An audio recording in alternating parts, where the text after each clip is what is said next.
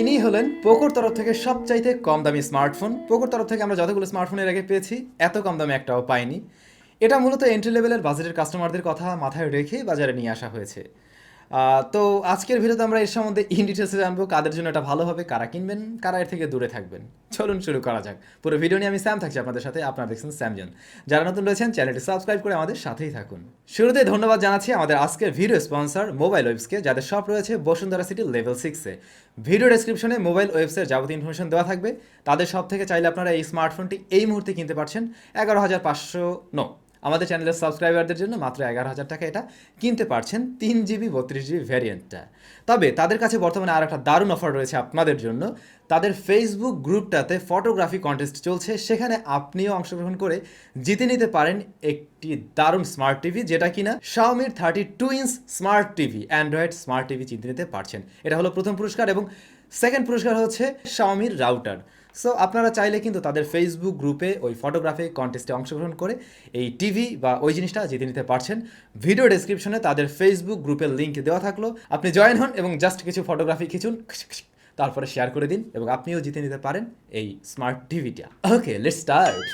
আমরা আসলে আর আনবক্সিং করে দেখাচ্ছি না। এর বক্সে যা যা থাকে আপনারা জানেন। মোবাইল ফোন থাকবে, চার্জার থাকবে যেটা 10 ওয়াটের, কেবল রয়েছে, সিম ইজেক্টিং টুলস, আর হচ্ছে কিছু পেপার ওয়ার্কস। এই তো সরাসরি যদি মোবাইল ফোনটা দেখি, হ্যাঁ, ডিজাইনের দিক থেকে বেশ সুন্দর, এবং সবচাইতে যে বিষয়টা আমার কাছে বেশি ভালো লেগেছে তা হলো এর সাইজটা। এক হাতে নিয়ে খুব সহজেই ব্যবহার করা যাবে, আর ফোনটা খুব বেশি মোটা না, যথেষ্ট স্লিম, যে কারণে হাতের সাথে খুব সহজেই খাপ খায় বা হাতের ভিতরে ধরে একটা গ্রিপ পাওয়া যায়। স্মার্টফোনটির রিয়ার প্যানেলটি কিন্তু প্লাস্টিকের তৈরি, এবং এই বাজেটে প্লাস্টিক হবে এটাই স্বাভাবিক।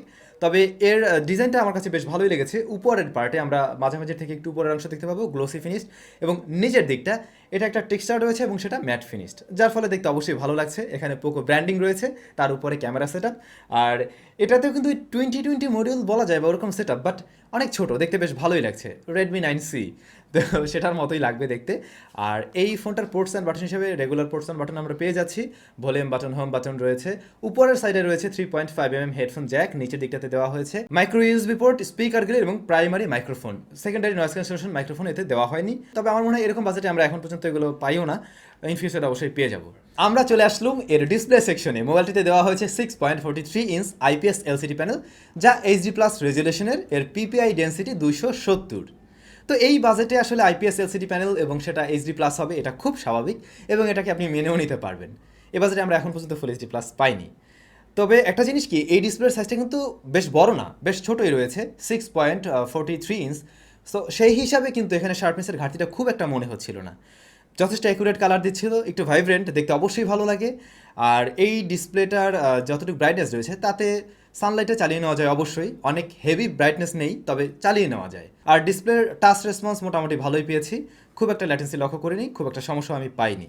এই ডিসপ্লেটাকে প্রোটেকশন করছে এই ডিসপ্লেকে প্রোটেকশন করছে পান্ডা গ্লাস, তারপরেও আপনাদের উদ্দেশ্যে বলবো এর সাথে অবশ্যই একটি গ্লাস প্রোটেক্টর ব্যবহার করতে পারেন।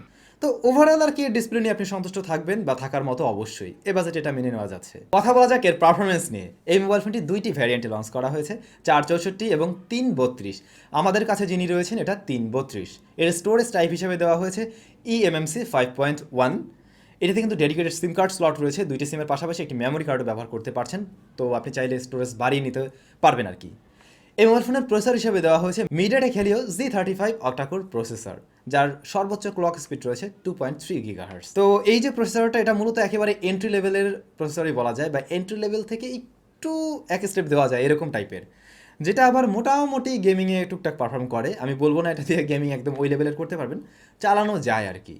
এমনিতে রেগুলার কাজগুলো এই প্রসেসর খুব ভালোভাবে হ্যান্ডেল করতে পারছিল, সেগুলো নিয়ে সমস্যা হচ্ছিল না, টুকটাক মাল্টিটাস্কিং করা যাচ্ছিল। আর আমরা রেগুলার যে ধরনের কাজগুলো করে থাকি, বা এরকম বাজেটের একজন কাস্টমার যে ধরনের কাজগুলো আসলে করতে পারে, বা একজন ইউজার যেভাবে কাজগুলো করতে পারে, লাইক হয়তো ফেসবুক, হোয়াটসঅ্যাপ, টুইটার, এগুলোতে বেশি চালাবেন এবং প্রচুর পরিমাণে ভিডিও দেখতে পারেন, তাদের জন্য এই প্রসেসর একেবারে অনায়াসেই সাজেস্ট করা যায়, কোনো ধরনের সমস্যা হচ্ছিল না ওই ধরনের কাজগুলো করতে গিয়ে। এরপরে যদি আমরা গেমিংয়ের বিষয়ে আসি, তাহলে আমি বলবো এখানে আমি অ্যাসফল্ট 9 প্রথমে রান করেছিলাম, যেটা চলছিল, গ্রাফিক্স ভালো পাইনি, তবে চালানো যায়, মোটামুটি চলে, হিটিং ইস্যু তেমন কোনো কিছু পাইনি। অবশ্যই পাবজিও আপনি এখানে খেলতে পারবেন, মোটামুটি চলে আর কি। সেটা খুব বেশি ভালো এক্সপিরিয়েন্স ছিল না অবশ্যই, অনেক ল্যাগ এবং স্টার্টারিং লক্ষ্য করেছি। তো আপনাদের উদ্দেশ্যে সাজেস্ট থাকবে, যদি পাবজি খেলে থাকেন সেই ক্ষেত্রে আমার মনে হয় ভালো হবে পাবজি লাইট, অথবা আপনি ফ্রি ফায়ার লাভার হয়ে থাকলে সেটা খুব সহজেই চালাতে পারছেন। ফ্রি ফায়ারটা আবার মোটামুটি ভালোই চলছিল। আর এর বাইরে যে ছোটো ছোটো গেমগুলো থাকে সেগুলো অনায়াসেই কিন্তু এখানে প্লেয়াবল, বা সেগুলো প্লে করা যায় অবশ্যই। আমরা যেহেতু গেমিং নিয়ে কথা বলছিলাম, এখানে আপনাদের উদ্দেশ্যে আরেকটা সুখবর দিতে চাই। আমাদের মাঝে যারা কিনা ফুটবল প্রেমী রয়েছেন তারা চাইলে নিজেই একটা টিম গঠন করতে পারেন, আর আপনার টিমের হয়ে খেলবেন নেইমার, মেসি, ক্রিস্টিয়ানো রোনালদো, আর বড় বড় স্টাররা। অবিশ্বাস্য হলেও এটাই সত্যি। আমি একটা ভার্চুয়াল গেমের কথা বলছিলাম যার নাম হলো বিট মাই টিম। এটা নিয়ে আগেও আমি কথা বলেছি। ভিডিও ডেসক্রিপশনে বিট মাই টিমের একটি লিঙ্ক দেওয়া থাকবে। আপনি জাস্ট ওই লিঙ্কে প্রবেশ করে আপনার ফেসবুক আইডি বা মোবাইল নাম্বারের মাধ্যমে খুব সহজেই রেজিস্ট্রেশন করে নিতে পারছেন। এবারে আপনার টিমের যে মেম্বার্সরা রয়েছে, ধরুন সেখানে নেইমার বা মেসি, তারা যদি রিয়েল লাইফ গেমে কোনো ধরনের গোল করতে পারে তাহলে আপনি পেয়ে যাচ্ছেন পয়েন্ট, এবং এই পয়েন্ট মাস শেষে আপনার যে স্কোর বোর্ড হবে, আপনি যদি সবার উপরে থাকেন, টপে থাকেন, তাহলে আপনি পেয়ে যাচ্ছেন গিফট সামগ্রী বিট মাই টিমের তরফ থেকে। আর আপনি যদি অলরেডি রেজিস্টার্ড হয়ে থাকেন, চাইলে আপনার প্লেয়ার কার্ডগুলোকে আপডেট করতে পারেন। আপডেট করার জন্য সব অপশনে গিয়ে ডায়মন্ড ক্রয় করতে পারেন, এবং ডায়মন্ডের উপরে রয়েছে 50% ক্যাশব্যাক অফার এই মুহূর্তে। ভিডিও ডেসক্রিপশনে লিঙ্কটি দেওয়া থাকলো, মজার একটা জিনিস ট্রাই করে দেখতে পারেন। অসংখ্য ধন্যবাদ আপনার মূল্যবান সময়টুকু দেওয়ার জন্য। আসা যাক এই স্মার্টফোনের ক্যামেরাতে। এই মোবাইল ফোনের রেয়ার থাকছে ট্রিপল রেয়ার ক্যামেরা সেটআপ, যদিও এটাকে দেখতে লাগছে কোয়াড ক্যামেরার মতো, কারণ এখানে একটি এলইডি ফ্ল্যাশ লাইটও রয়েছে। এর যে মেইন সেন্সর তা হলো 13 মেগাপিক্সেলের। এর অ্যাপারচার f2.2। তো অ্যাপারচারটা একটু এখানে মানে দুর্বল মনে হলো। আর এই ফোনের পরবর্তী লেন্স হিসেবে থাকছে 2 মেগাপিক্সেলের ডেপথ, 2 মেগাপিক্সেলের ম্যাক্রো শুটার। ফোনটির ফ্রন্ট ফেসিং হিসেবে দেওয়া হয়েছে 5 মেগাপিক্সেলের ক্যামেরা। তো এর যে প্রাইমারি সেন্সরটি 13 মেগাপিক্সেলের, তার অ্যাপারচারটা আমরা শুনেছি f2.2, যেটা একটু প্রপার লাইট পেলে মোটামুটি ভালো ছবি দিচ্ছিল। অনেক আহামরি শার্প বা অনেক যে ডিটেলস তেমনটা নয়, চালিয়ে নেওয়ার মতো অবশ্যই। তবে ডাইনামিক রেঞ্জটা আবার ভালো পেয়েছি এই বাজেট বিবেচনায় বলা যায়। লো লাইটে বেশ দুর্বল হয়ে যাচ্ছিল, লো লাইটে খুব ভালো পারফরমেন্স দিতে পারছিল না, কারণ অ্যাপারচার কিন্তু এখানে আমরা ভালো পাচ্ছি না। সো এরকমটা হবে খুবই স্বাভাবিক। তাই আপনাদের উদ্দেশ্যে বলবো, এই ফোনটা দিয়ে ছবি তুলতে গেলে আপনারা অবশ্যই ট্রাই করবেন একটু প্রপার লাইটে ছবি নেওয়ার জন্য। প্রায় ক্লোজ টু ন্যাচারাল কালার দিচ্ছিল, আর এর অটো ফোকাসিংটা আমার কাছে বেশ ভালোই লেগেছে। আর এই ফোনের পরবর্তী যে লেন্স তা হলো ডেপথ সেন্সর 2 মেগাপিক্সেলের, যেটা পোর্ট্রেট তোলার ক্ষেত্রে ব্যবহার হয়। পোর্ট্রেট মোডে মোটামুটি বেশ ভালোই পারফর্ম করতে পেরেছে এই স্মার্টফোন। এজগুলোকে খুব সুন্দরভাবে কভার করতে পেরেছে। ব্যাকগ্রাউন্ড ঠিকঠাকভাবে ব্লার করলেও মেইন সাবজেক্টকেও একটু সফট করে ফেলছিল। এইটা মনে হয় প্রপার ডিটেলসে রাখলে আরও বেশি ভালো লাগতো। চালিয়ে নেওয়ার মতো অবশ্যই 11,000 টাকায়। ফোনটির পরবর্তী লেন্স রয়েছে 2 মেগাপিক্সেলের ম্যাক্রো শুটার, যেটা এই বাজেটে আমি বলবো বেশ ভালো পারফর্ম করেছে। এই বাজেটের তার থেকে আমি আশানুরূপ ছবি পেয়েছি 2 মেগাপিক্সেলের ম্যাক্রো শুটার থেকে। ফোনটা দিয়ে ভিডিও রেকর্ড করা যাবে সর্বোচ্চ 1080p 30 fps-এ। ভিডিও কোয়ালিটি মোটামুটি, খুব বেশি আহামরি নয়। এই বাজেটের বেশ কিছু ফোনের চাইতেও একটু পিছিয়ে থাকবে বলে আমার কাছে মনে হয়েছে। আর এর ডাইনামিক রেঞ্জ মোটেও ভালো ছিল না, যেটা আরেকটু ভালো হতে পারতো অবশ্যই। ফোনটির ফ্রন্ট ফেসিং হিসেবে রয়েছে 5 মেগাপিক্সেলের ক্যামেরা। ছবিগুলো দেখতে বেশ ভালোই লাগে, একটু সফট করে দেয়, স্কিন টোনটা একটু সফট লাগে, দেখতে ভালোই লাগে। যারা সেলফি লাভার তাদের আর কি এগুলো আবার পছন্দ হয়ে যাবে। তবে ডিটেলস শার্পনেসের একটা ঘাটতি রয়েছে, আর এটাও একটু প্রপার লাইট পেলে ভালো রেজাল্ট করতে পারে আর কি। তো ওভারঅল এই ফোনের ক্যামেরার ব্যাপারে বলা যায়, এই বাজেটের অন্যান্য ফোনের সাথে যদি আমরা কম্পেয়ার করি তাহলে বলবো তাদের কাছাকাছি, তবে তাদের চাইতে ভালো কিছু নয়। মোবাইলটিতে দেওয়া হয়েছে 5000 মিলিঅ্যাম্পিয়ারের ব্যাটারি। এত বড় ব্যাটারি দেওয়ার পরেও ফোনটা কিন্তু বেশ স্লিম রয়েছে, আর এই কারণে আপনাদের অনেক বেশি ভালো লাগবে। আর এই ফোনের বক্সে আর কি দিয়ে দেওয়া হচ্ছে 10 ওয়াটের চার্জার, আর এটা সাপোর্টও করবে 10 ওয়াট পর্যন্তই। তো ওইটা দিয়ে চার্জ করতে আপনার অবশ্যই এই ফোনটায় প্রায় 2.5 ঘন্টা প্লাস সময় লেগে যাচ্ছিল। চার্জিং ব্যাকআপ একদিনের বেশি সময় পাবেন খুব সহজেই। আর এখানে যে প্রসেসরটা, যদিও এটা 12 ন্যানোমিটার আর্কিটেকচারে তৈরি করা, যেটা একটু পাওয়ার হাংরি হয়ে থাকে, তারপরেও আপনি একদিন প্লাস খুব সহজেই ব্যবহার করতে পারবেন। ফোনটাতে অপারেটিং সিস্টেম হিসেবে দেওয়া হয়েছে MIUI 12 বেসড অন অ্যান্ড্রয়েড 10। তো এর বাইরে ফোনটা দিয়ে আমি কথা বলে দেখেছি, সাউন্ড কোয়ালিটি ঠিকঠাক ছিল। এর যে মেইন স্পিকার, সেটার সাউন্ড নিয়ে আমি এই বাজেটে একেবারেই সন্তুষ্ট রয়েছি। আর এই ফোনটা দিয়ে ইন্টারনেট চালানো হয়েছিল, কোনো ধরনের সমস্যা পাওয়া যায়নি, লোকেশন জনিতেও কোনো প্রবলেম পাইনি। মোটামুটি এগুলো সব কিছু ঠিকঠাক রয়েছে।